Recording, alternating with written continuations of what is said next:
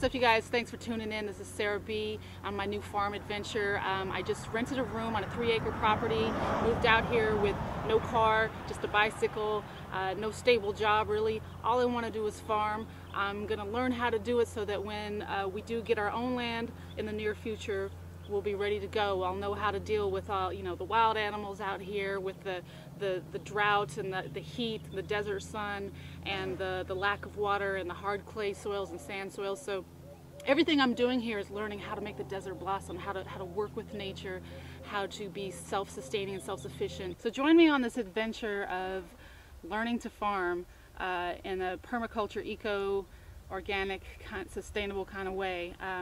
It's all new to me. I've been researching a lot, experimenting a lot, and it's definitely going to be a challenge. I'm living out here without a car. I'm riding my bicycle. There's actually a place down the street I can ride like a mile or two away and get free-range organic eggs from someone who grows them. And there's a bus stop a mile away, so I'll be able to ride my bike to that and get into town. But I have to say, I'm absolutely loving this. Living more simply, but living closer to nature is just incredibly fulfilling to me.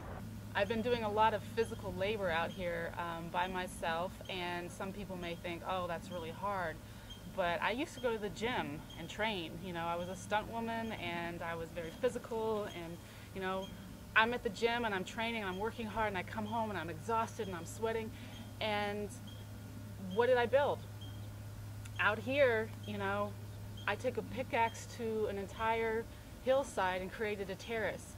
It took me a day's worth of work. I did it over 2 days, but it was literally, 8 hours of work and an incredible workout. And I have something to show for it. This is a mentality that I'm incorporating into my life now, is that every bit of physical work that I do, it's actually an opportunity for me to get healthier and stronger, be out in nature, get sun, vitamin D, and create something and feel proud of it, and grow my own food. Within 4 days of moving into this place, I had the entire garden dug up and planted. 2 weeks later, I already have all kinds of things growing. I have black-eyed peas, I have lima beans, I have lettuce and kale and tomatoes, peppers, sunflowers, nasturtiums, zucchini. Building the fertility of the soil is one of the most important things, when you're started out with farming, with gardening. If you don't have great soil, you can build soil. And what normally takes a forest hundreds of years to do can be done in a very short amount of time with either equipment or work. For me, it's just been me and a wheelbarrow and a pickaxe and a pitchfork and a shovel.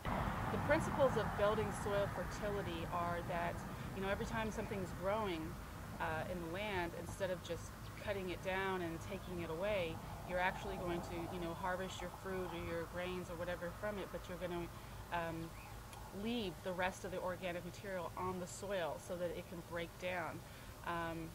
And by having a mulch over the top, you're also allowing the microorganisms and bugs underneath it to constantly be breaking down and creating more fertile soil.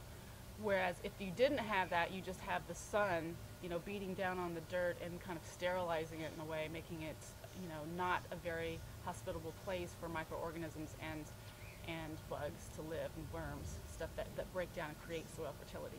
So the whole principle of building fertility is to keep putting more organic matter into the soil, whether you're growing green manure crops, which means you grow a crop over the top of the soil and then you dig it in.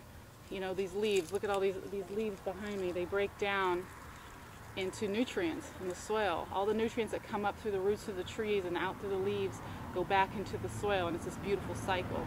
So behind me is an entire property filled with wood chips from tree pruners. So this guy basically gets tree pruners who chip all the trees and then they just drop it off in his yard. He's had some sitting there for so long, for 15 years, that it's decomposed and created this very beautiful, rich soil to grow in. So now, what exactly did you do here? Nothing. You just put mulch? I had over 100 loads of chips hauled in. And the beautiful thing about this is that he's allowing me to take those wood chips and incorporate them into the soil in my garden, into the soil on my terrace, into the soil on the pastures out here, so they'll help break down and create organic material, as well as fertilizer for the soil, as well as hold water, water retention.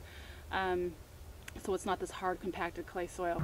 And if that isn't enough, the other neighbor across the street throws away large amounts of horse manure every day because they keep horses on their property. So I have access to free horse manure and free mulch and wood chips just by living on this property, which I'm going to be using to build fertile soil.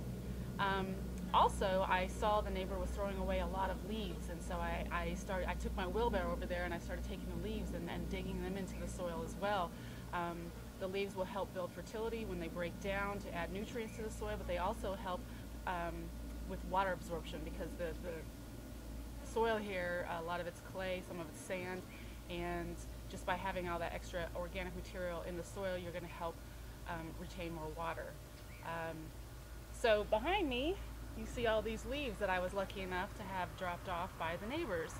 The other neighbor has a tractor who I was fortunate to meet him, and he came out here and helped us dig up the whole front property so we can plant a pasture here and raise pastured chickens and goats. Future goal is to learn everything I need about how to raise chickens and goats sustainably without just buying feed, and hopefully growing some of our own feed, and then also how to grow gardens when you have wild animals around that want to eat it.